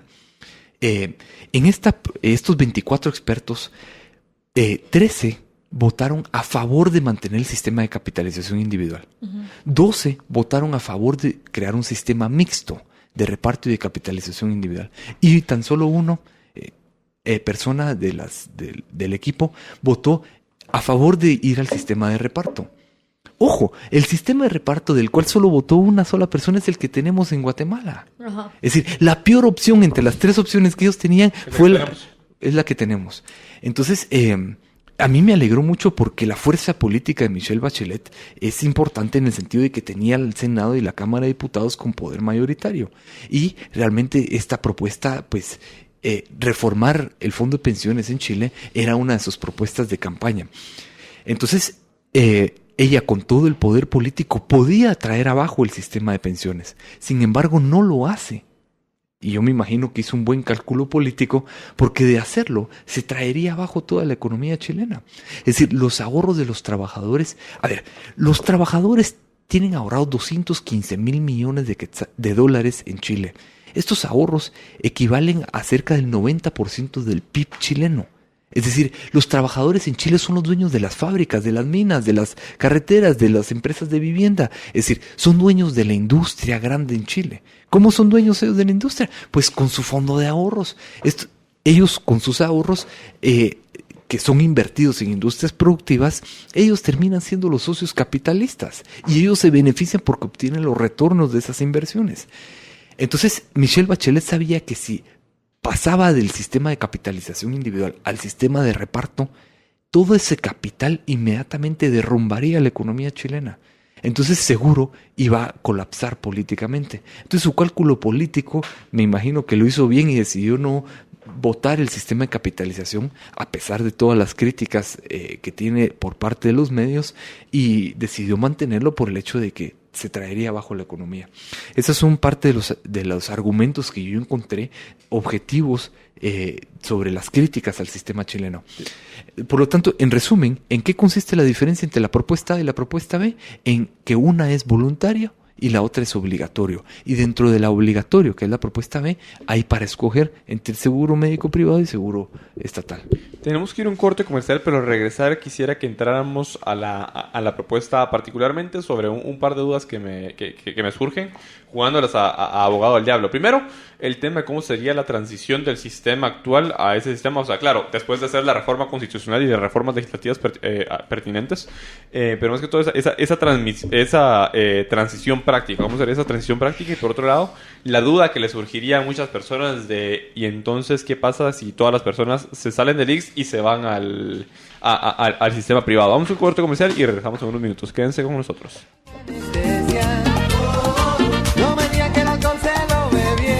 Ahora puedes ver todos los programas de Libertópolis por Facebook Live. Facebook.com/Libertópolis. Transmisiones de Libertópolis por Facebook Live en directo. Disfruta de nuestros programas y dale compartir. No me digan que no tienen anestesia. No me digan que la Continuamos en Liberviernes hablando de esta magnífica obra Del monopolio a la libertad, una propuesta para reformar el Instituto Guatemalteco de Seguridad Social, el IGS. Hoy nos acompaña su autor, Alfonso Abril, y hemos recibido muchísimos comentarios, tanto de personas en Guatemala como en el extranjero. Me gustaría saludar a algunos. José Manuel Frías dice: la educación, como la salud, sería mejor si son privados, porque el Estado puede proporcionar una plataforma tecnológica, equipo y lugares, pero que sea administrado de manera local y sin sindicatos. Montserrat Gómez dice: pagar por algo que no usas, y si lo llegaras a hacer, te atienden mal o no hay medicamentos. Opino que cada empresa debe hacerse responsable de sus empleados, proveyéndoles de un seguro médico más eficaz. Desmonopolicemos el IGS. Héctor Fidelino dice: saludos. También Roberto Koch, que nos está escuchando desde Curitiba, Brasil. Feliz de la vida porque Lula da Silva fue condenado. Saludos, Roberto. Felicidades al pueblo brasileño. Les costó bastante, pero lo lograron. Pía Martín nos dice: en Ecuador la gente paga el seguro social primordialmente por la pensión de jubilación, pero el servicio de salud es horrible. Lógico que cuando entró el presidente narcisista y había dinero funcionaba, pero ahora las quejas abundan. Antonio Olivero dice: ¿cómo es posible que el IGS sea una institución que esté bajo la dirección del Estado si él mismo ni siquiera paga las cuotas de los trabajadores del Estado? Bueno, de hecho, Alfonso en este libro comenta que parte de esos 35,000 millones de quetzales de deuda son más de 7,000 millones por la deuda de los trabajadores del Estado en el IGS, ¿cierto? Correcto. Eduardo Gómez, también, que manda saludos. Adrián Gutiérrez, Jorge Cruz. Muy bonito y todo, dice, pero ¿cómo hacemos que esta propuesta se haga realidad? Bueno, estuvimos hablando un poco de eso, ¿no? 5,000 firmas podrían ser bastante interesantes. David Mateos nos manda saludos desde Valladolid, España. Y también Willy Salinas, Maynor Vela. Vilma Moreno dice: excelente exposición de por qué el seguro social obligatorio no funciona. Ayer intenté asistir a la presentación del tema en el Club Italiano, pero cuando llegué me dijeron que el parqueo era solo para socios y me mandaron a parquearme en otro lado, ya no me pude quedar, pero felicitaciones y ojalá vuelvan a hacer otra presentación para poder asistir, dice Vilma. Ana Maritza Quintana dice: el problema no es el IGS, el problema, como en todos, son los corruptos, que se roban el dinero. Ejemplo, IGS Pisa. Ventaja es que si usted tiene una enfermedad catastrófica o medicamentos psiquiátricos, los cuales son carísimos, le cubre, esté en periodo de desempleo o sin crédito o de derechos de trabajo. Los seguros a la mera hora no cubren todo y el deducible puede ser altísimo. ¿Qué tan cierto es esto? O sea, esa nueva confianza en la persona, no en las reglas. Son varios temas y ya me hice bolas. Empecemos por la idea de la educación. Yo tengo una cita que me encanta y que quiero compartir. Un error en la práctica de la medicina puede poner en peligro una vida. Un error en la práctica de la política puede poner en peligro una generación. Un error en la práctica de la enseñanza puede poner en peligro a miles de generaciones. Esto es tan importante, esta cita, porque me da la impresión que la enseñanza nos ha dicho de que el Seguro Social es una institución noble, que Juan José Arévalo, con una visión humana y solidaria, implementó en Guatemala. Y pues pareciera que el IGS es un elefante blanco intocable, es decir, es una vaca sagrada que no se puede cuestionar. Sin embargo, hay que cuestionarla y ver si realmente está cumpliendo los objetivos nobles de su creación. Entonces, hay que partir primero haciendo un análisis de números y segundo haciendo un análisis moral, ético. Y en el análisis ético cabe preguntarse si es correcto el lucro en los servicios en los servicios médicos y el lucro en el servicio de pensiones. Y quiero invitarlos a que compren el libro y a que ahí doy esas respuestas. Disculpe, Vilman, había un parqueo el club tiene sus restricciones, sin embargo había un parqueo atrás donde pues estaban parqueándose todos los invitados. Yo espero poder tener otra presentación en público, sin embargo no está programada aún. Estoy pues tratando de dar a conocer el libro y yo la invito a que si hay un grupo de personas que quisiera escuchar y hablar, yo con gusto hablo. Yo estoy haciendo esto con amistad cívica, con un sentido de patriotismo en la idea, en el ideal de que pues transformemos Guatemala para bien. Mi amor por Guatemala es grande y yo quisiera ver pues que Guatemala prospere, y este es mi aporte en el sentido idealista. Por último, José Fernando nos preguntaba el tema de la transición de un sistema a otro. Bueno, si es la propuesta A, la transición es muy sencilla. Solo se reforma la Constitución y que cada trabajador decida o no contribuir al Seguro Social. Esa no requiere mayores efectos. Sin embargo, hay un problema que es cómo se sostendrían, si los trabajadores dejan de aportar al IX, cómo se sostendrían todos los que están siendo jubilados. Yo lo que propongo es que primero no se puede dejar a nadie en la calle. Es decir, ningún jubilado que ya tiene derechos adquiridos por una pensión, ¿por qué? Porque cumplió los requisitos del IX, deba ser dejado en calle. Es decir, el Estado primero, el IX debe afrontar esto con los recursos que le quedan. Segundo, cuando esos recursos se acaben, el Estado debe pagar la deuda que tiene el IX.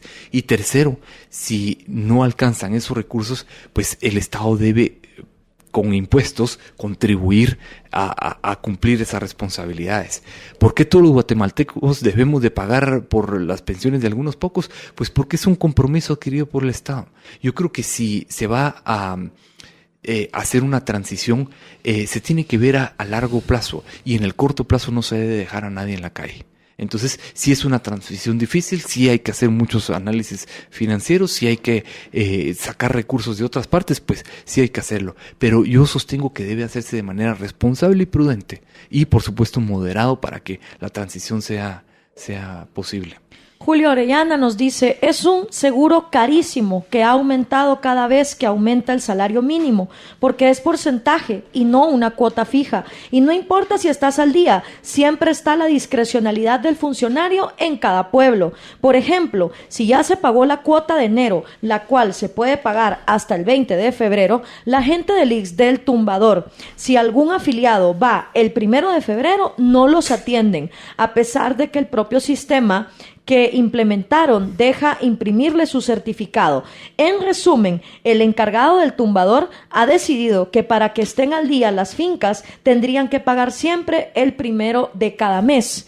O sea, se vuelve una discrecionalidad en todo el territorio, no funciona igual tampoco en los 340 municipios. Son muy eficientes para cobrar, pero para atender no mucho. Ya.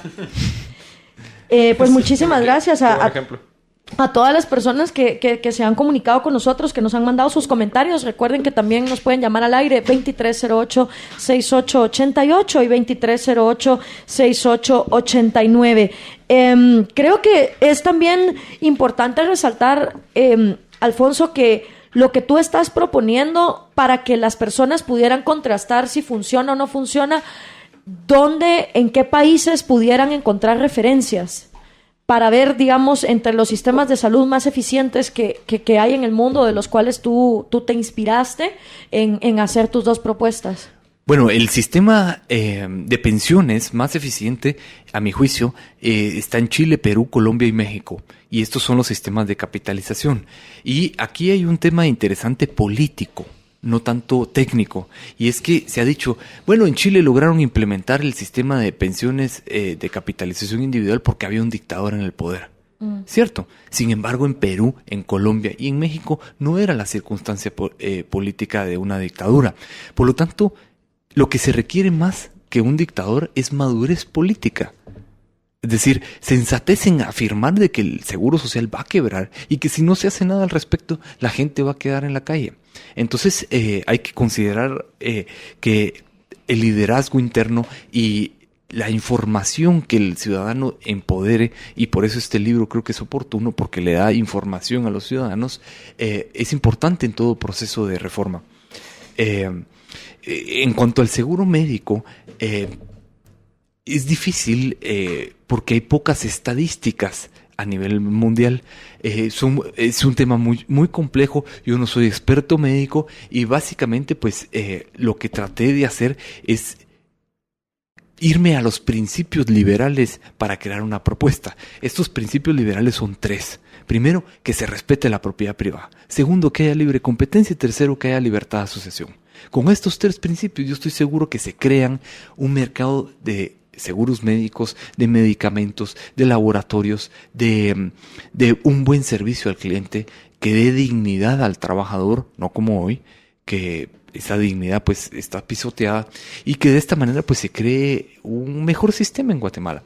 Yo me imagino que si se reforma la ley de actividad aseguradora para abrirlo a competencia, todo el sistema de seguro médico, inmediatamente se podría tener en Guatemala un mercado de seguros médicos muy dinámicos, que puede aprovechar las nuevas tecnologías para tener citas con doctores vía WhatsApp, para poder recibir medicamentos de manera, es decir, medicamentos de primer mundo, de farmacéuticas, en un ambiente competitivo. Es decir, yo sí creo que el mercado de seguros médicos en Guatemala está limitadísimo por esta ley y debe romperse con tal de que haya innovación, haya competencia, haya dinamismo empresarial. Y este dinamismo empresarial va a compensar a los eficientes. Es decir, a quien logre reducir costos y mejorar la calidad va a poder captar un mayor número de compradores de sus seguros. La duda que le surgiría a muchas personas ¿y entonces qué pasa si todas las personas se salen del IX y se van al sistema privado? Vamos a un corte comercial y regresamos en unos minutos. Quédense con nosotros.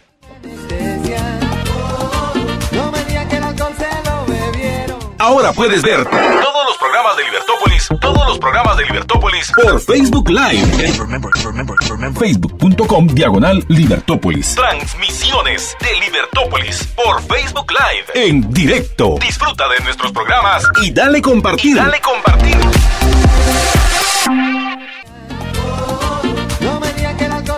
Estamos de vuelta en Liber Viernes. Hoy estamos conversando con Alfonso Abril. Lectura obligatoria para todos los que realmente están comprometidos con buscar propuestas y alternativas a las crisis que tiene Guatemala, sobre todo en el tema de salud.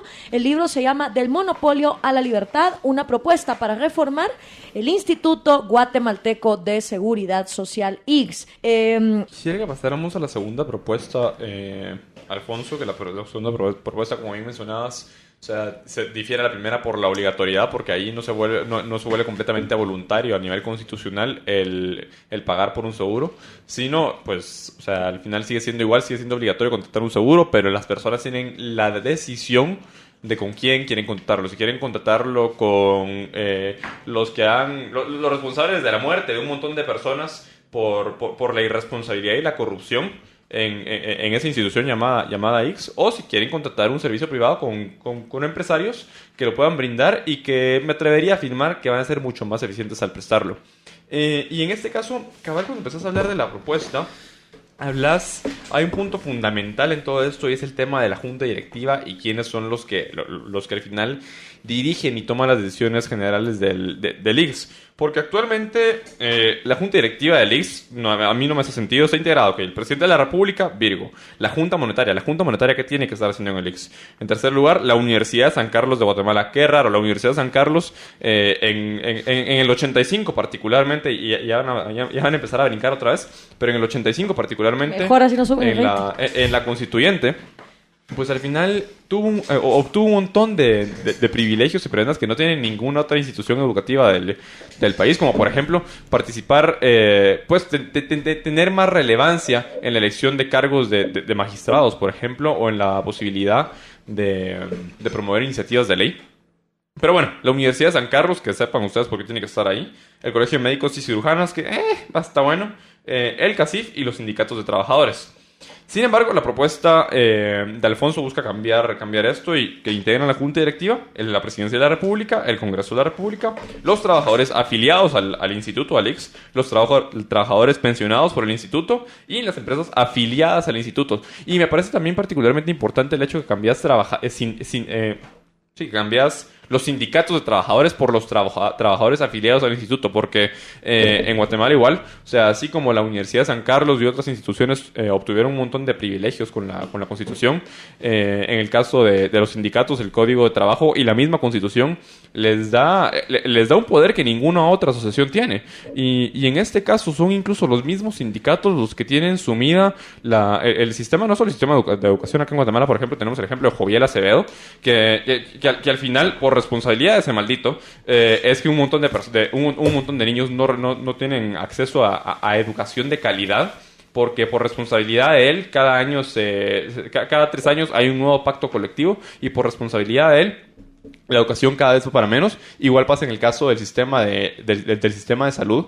Y en este caso, Alfonso saca de la propuesta totalmente a los sindicatos, porque son los trabajadores en general y no un pequeño grupo sindicalizado el que tiene el poder de decidir. Qué bueno que tocaste el tema de la junta directiva. Yo no lo he hablado públicamente aún. Estamos hablando del capítulo 7 del libro del Monopolio a la Libertad, donde se propone reformar el ICS. El libro tiene 2 propuestas y estamos hablando de la propuesta B. En esta propuesta B se propone se propone cambiar la forma de integrar los miembros de la junta directiva del Instituto Guatemalteco de Seguridad Social. Yo sostengo la tesis que quien contribuye al Seguro Social debe estar en su dirección. Quien no contribuye no debe estar en su dirección. Es decir, por ejemplo, la Universidad de San Carlos o los sindicatos de Guatemala o el Colegio de Médicos o bien la Junta Monetaria van a buscar sus intereses, no los intereses de los trabajadores. Entonces, por lo tanto, yo propongo una integración de la Junta Directiva dividida en 3 grupos. La primera es el Estado. De alguna manera el Estado contribuye al Seguro Social, por lo tanto debe tener intereses en el Seguro Social.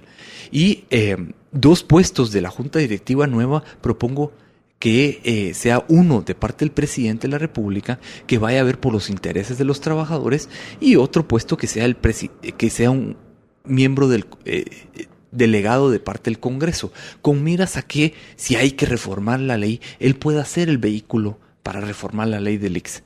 Luego propongo que haya elecciones. Parte del problema hoy, yo llevo 2 años investigando el Seguro Social y no sé el nombre de los miembros de la Junta Directiva del ICS. Wow. Pasan en el anonimato. Es decir, hoy nadie sabe quién dirige la institución y por lo tanto no hay vergüenza en el tema. Por lo tanto, yo propongo que sí haya una forma de elección, que los trabajadores elijan a sus representantes, que los jubilados elijan a su representante y que los empresarios elijan a su representante. Yo no creo que el CACIF representa los intereses de los empresarios y por lo tanto propongo que al CACIF se le saque de esa junta directiva y que en pequeños empresarios, medianos empresarios y grandes empresarios con la misma proporción de voto puedan elegir a sus representantes. Tenemos aquí un comentario donde pues te retan a ciertos datos o declaraciones que tú has dado, Alfonso, y vamos a leerlo porque pues a mí tampoco, no sé, no conozco los datos. Alejandro Mencos dice: ¡cuánta desinformación, Dios mío! En primer lugar, el invitado descalifica al ICS diciendo que los trabajadores aportan sin recibir nada a cambio. Y luego tiene la audacia de poner a Chile como ejemplo. Si los trabajadores no reciben nada a cambio y si el modelo chileno es tan bueno, ¿cómo se explica que en Guatemala existan jubilaciones más altas que en Chile? Eso dice Alejandro Mencova. Y hablamos, bueno, de las pensiones que eran 1,000 y pico de quetzales, pero bueno. En Chile, los jubilados reciben un poco más de la mitad de lo que reciben los trabajadores guatemaltecos y eso es motivo de protestas y manifestaciones constantes. Y nos manda una nota. En Guatemala, un trabajador que aportó al ICS durante toda su vida laboral y se jubiló con un salario relativamente alto, puede esperar una pensión cercana a los 4,000 quetzales al mes, lo cual parece mucho, pero en realidad es lo justo para sobrevivir debido a los efectos de la inflación. En segundo lugar, calificar al sistema de reparto como Ponzi Scheme es una mentira descarada. Los sistemas de reparto son insostenibles en países donde la población disminuye como en Europa, pero en América Latina y especialmente en Guatemala la población aumenta de manera constante, lo cual garantiza solidez financiera casi que, lo cual garantiza esclavos de por vida, pero bueno, lo cual garantiza solidez financiera del seguro social a largo plazo, siempre que todos los trabajadores contribuyan, razón por la cual el aporte debe ser obligatorio. Si se permite al trabajador elegir entre el seguro social y los fondos de pensión privados, muchos se dejarán seducir por la publicidad engañosa de las empresas privadas y dejarán de aportar al ICS, dando por resultado la quiebra del seguro social. Para los que no lo saben, los sistemas de reparto se basan en el llamado contrato intergeneracional, es decir, que el dinero que los trabajadores jóvenes aportan sirve para sostener a los trabajadores jubilados en su vejez. Decir que el hecho de que en Guatemala hay 800,000 personas mayores de 60 años, no, eran 80,000, ¿va? 80,000 con el 80,000. ICS, 800,000 sin seguro social. Ah, ok. Y solo el 10%, cabal, aquí dice, decir que en Guatemala hay 800,000 personas mayores de 60 años y solo el 10% recibe una pensión es citar estadísticas fuera de contexto, porque las personas que tienen derecho a una jubilación son los trabajadores que han aportado a la seguridad social, no la población en general. Pero por ley el ICS debería atender a todo el mundo. Se supone, yo eso lo leí en tu libro. Bueno, ya casi termino. ¿Qué se esconde detrás de este intento de desacreditar al seguro social? Es muy simple. Los pseudointelectuales que defienden, vamos aquí pues, pónganme tambores para lo de siempre. Los intereses de la oligarquía guatemalteca quieren que sus jefes logren un doble objetivo. Uno es dejar de pagar la cuota patronal, que para ellos es sumamente irritante porque están acostumbrados a las prácticas laborales esclavistas. El segundo objetivo es lograr que el dinero aportado por los trabajadores se lo entreguen a ellos para que lo utilicen como capital en inversiones financieras de alto riesgo que supuestamente brindarían jubilaciones más altas y además utilidades a los empresarios. Esto es bastante ilógico, por no decir absurdo, y solo funciona por un tiempo, como un verdadero Ponzi scheme. Por último, dice, y como prueba de la superioridad del sistema de reparto sobre los fondos de pensión privados, cito el hecho de que el actual sistema chileno fue diseñado en la época de Pinochet, que condenó a los trabajadores a subsistir casi en la miseria. Pero cuando se trató de diseñar el sistema de pensión de los militares chilenos, eligió el sistema de reparto. Bueno, todo lo que este cuate ha dicho ya lo hemos ido desmintiendo con argumentos a lo largo del programa, pero para que vean que aquí leemos a todo el mundo y no nos vayan a decir, es que en Libertópolis solo preaching to the choir. Alfonso, por favor. Me pareció interesante porque ahí es donde se nota que el debate se enciende y que causa pasiones. Y por eso es importante ser objetivo. Yo, primero, yo no mencioné que hay trabajadores que aportan sin recibir nada a cambio. Lo que se mencionó, para ser preciso, es que el libro está dedicado a un montón de trabajadores que han pagado ICS durante años de años sin recibir nada, absolutamente nada a cambio. Es decir, a unos trabajadores que han aportado el ICS y no han recibido nada a cambio. Yo nunca afirmé que se dice que todos los trabajadores que aportan al ICS no reciben nada a cambio. O sea que yo le invito a que adquiera el libro y con el libro en la mano, pues entremos a afinar detalles. Segundo, que Chile paga jubilaciones más altas es falso. Que Chile paga jubilaciones más bajas que en Guatemala es falso. Yo demuestro en el libro que en Guatemala las pensiones que se pagan equivalen al 33% de los sueldos. En cambio en Chile, las pensiones para un trabajador que cotizó por 30 años o más, se le paga un 77% de lo equivalente a sus últimos sueldos. Y ahí están los datos. Y por supuesto los datos van con su debida referencia. Lo triste en Guatemala, en el sistema guatemalteco, es que si un trabajador no aportó por el requisito mínimo, que es de 20 años, no recibe nada a cambio. Es decir, si un trabajador aportó por 10 años al Seguro Social, no recibe una pensión. En cambio, en Chile, si un trabajador aportó por 5 años, por 10 años, por 30 años, por 50 años, por la cantidad de años que sea, siempre va a recibir algo a cambio. ¿Por qué? Porque él mantuvo la propiedad de sus fondos. Es decir, aquí lo que se está tratando es de empoderar al trabajador con derechos de propiedad. Luego, es falso decir que en Guatemala se pagan pensiones más altas porque el mismo ICS establece que la pensión más alta que se puede pagar es de 6,000 quetzales. Uh-huh. Es decir, por ley, el ICS no puede pagar pensiones mayores a 6,000 quetzales y en Chile pues se han visto pensiones bastante altas. Luego, afirmar que el ICS no se sostiene bajo un esquema Ponzi, es decir, que el sistema de reparto no es un esquema Ponzi, es debatible. Se ha dicho que el ICS, el término correcto es prima media escalonada y que el sistema de reparto sí es sostenible a largo plazo en países donde hay una población mayoritariamente joven, pues es debatible. Sin embargo, creo que ese no es el fondo, sino el fondo es cuál sistema es moralmente más justo. Y la moralidad va de la mano con un sistema que no sea corrupto, con un sistema que no permita arbitrariedades, con un sistema que sea fácilmente fiscalizable. Y entonces ahí es donde entra que el sistema de reparto que tenemos no es fiscalizable. El sistema de reparto que tenemos ha sido víctima de corrupción por años, por décadas. En cambio, se ha demostrado que en Chile durante 36 años no ha habido un solo caso de corrupción. Es decir, con las críticas que tiene el sistema chileno, si hubiese habido un caso de corrupción, inmediatamente hubieran votado el sistema. Por lo tanto, lo hicieron bien hecho para que los derechos de propiedad de los trabajadores se respetaran. Por último, la idea del contrato intergeneracional tiene un sentido solidario.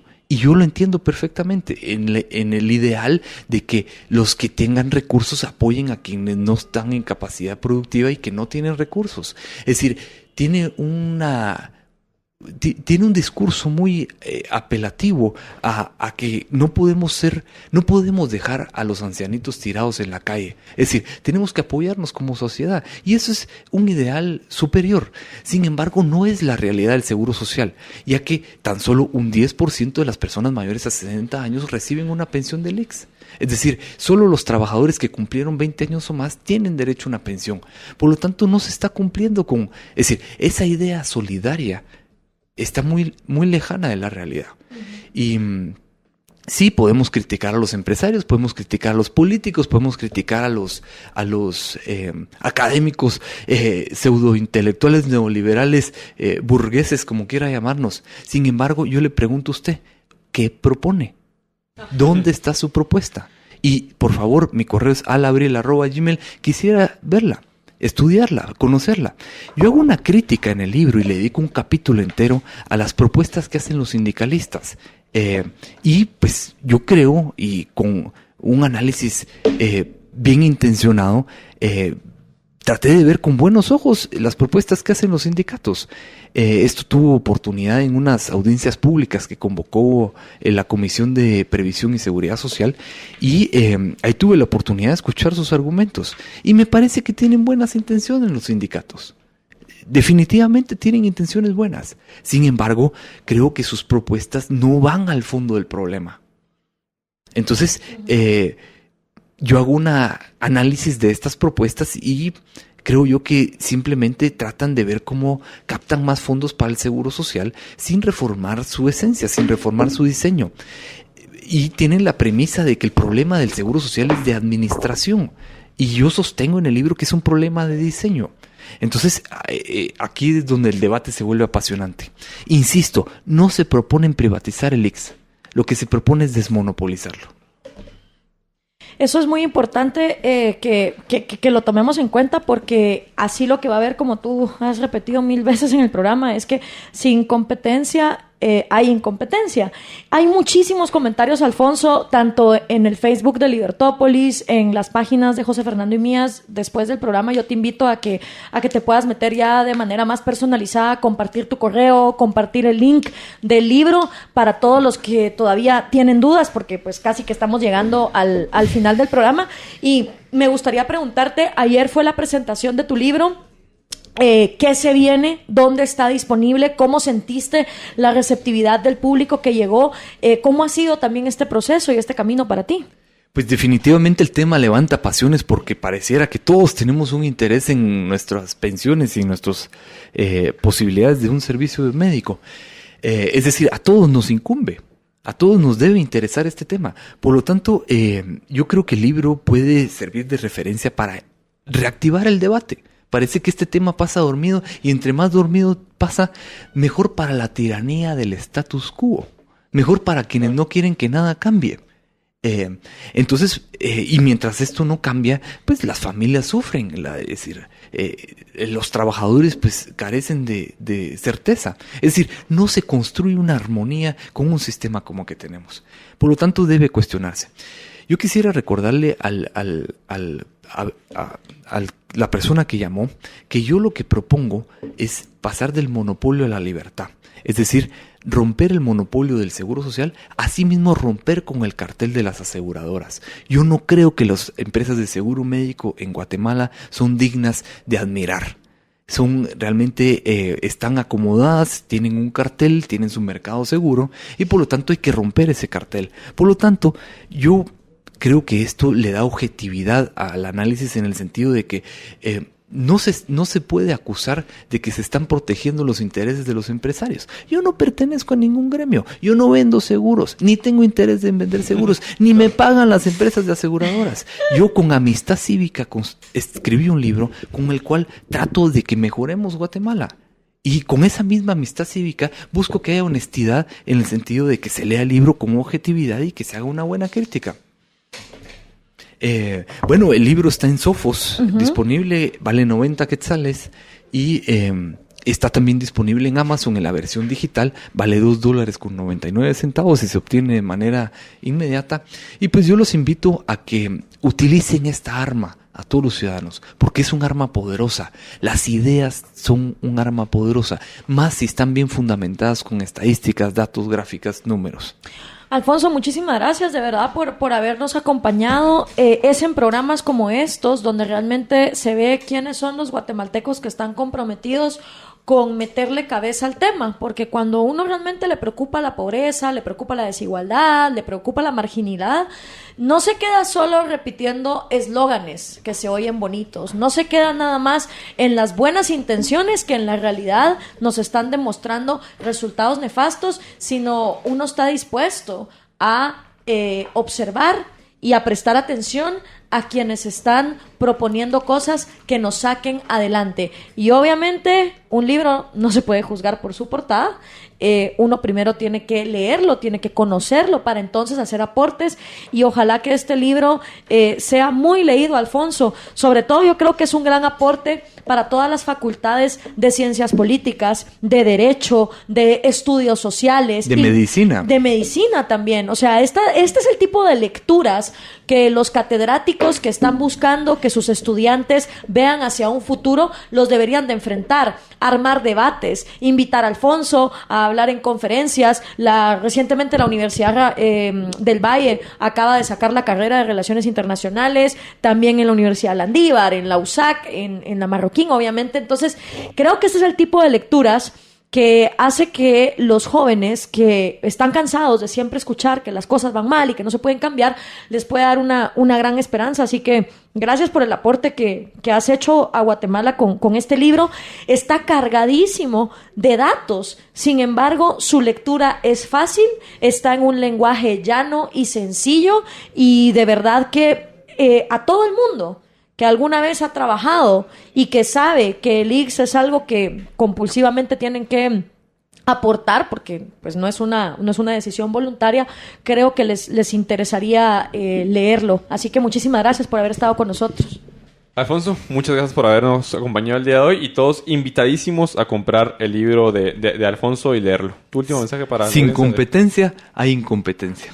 Gracias por la invitación. Gracias, Alfonso. Y nosotros nos vamos ya, no sin antes pues decirles que lean nuestros tweets de hoy en la tarde con Gloria. Particularmente el de Gloria estuvo muy interesante y desató muchísimas pasiones, porque al final este tweet se los voy a leer de Gloria, solo lo encuentro.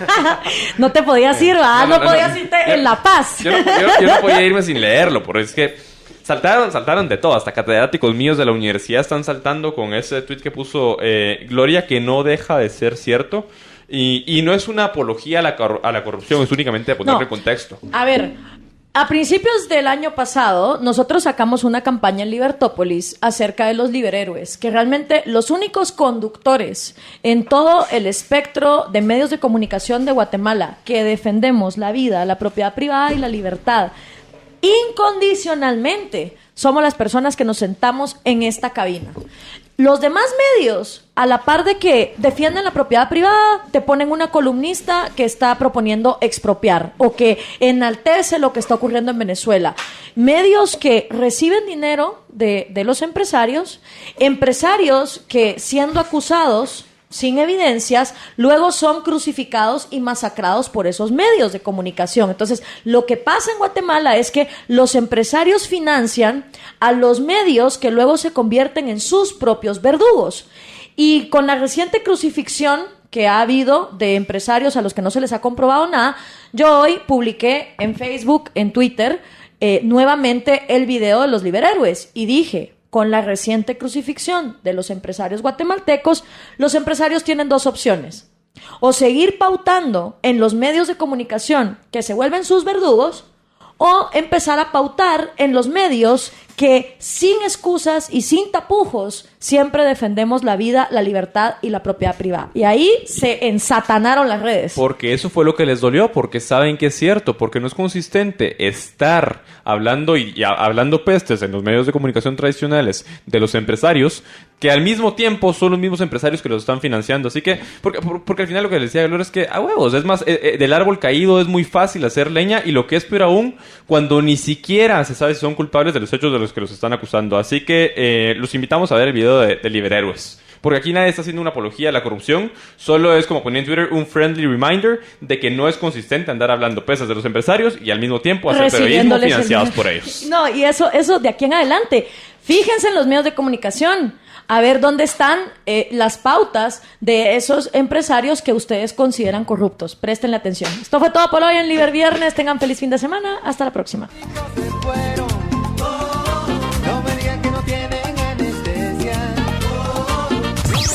Libertópolis presentó a Gloria Álvarez y José Fernando Orellana en Liber Viernes.